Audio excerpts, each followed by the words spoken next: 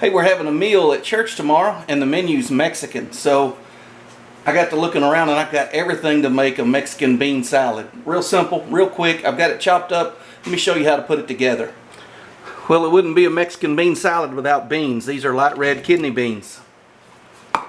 These are black beans drained and rinsed.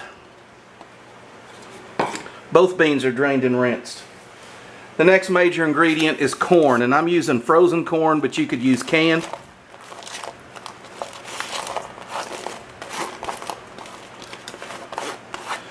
That's almost equal amounts of corn and beans. This is diced red sweet peppers. Sometimes they call them lunchbox peppers. Anyways, orange, red, and yellow. This is minced garlic.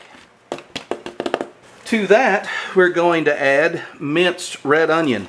You want to chop this onion pretty fine so it spreads around. This is celery, also chopped very fine. This is for crunch.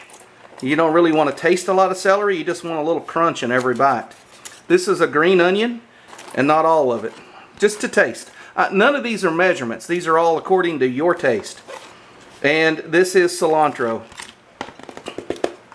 So there, that's all of our vegetable and chopped up ingredients, beans and whatnot.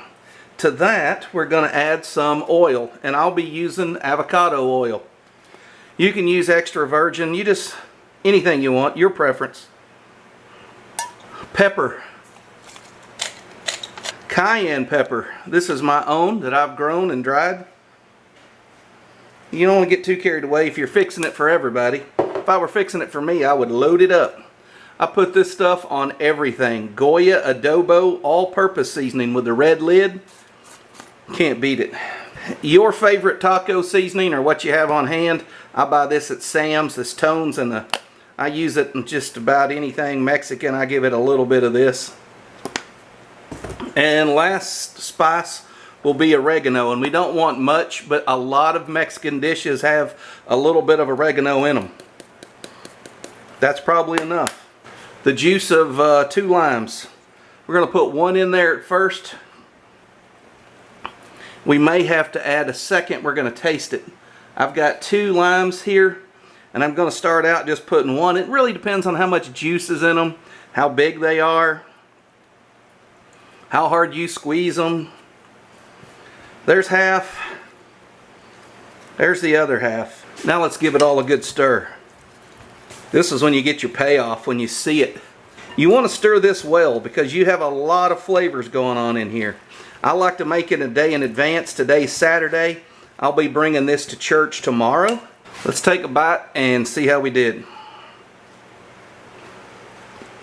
Needs more taco seasoning, more oil. Remember, fat carries flavor. If you left the oil out, you wouldn't get your flavors right. It would just taste off. I'm going to put a little more adobo in there. And some salt. I didn't add any salt the first time around. We're going to add my own seasoned salt. This is what I call possum salt. I have a video on how to make it. Let's give this a stir. Let's plate it up and I'll try a little bit. Well, independent taste tester showed up. So we'll just let him do the taste test and tell you what he thinks. If I was you, I'd let the preacher take that whole bowl home with him. That's good. There you have it, independent fact checkers. Not the ones on Facebook, but real ones.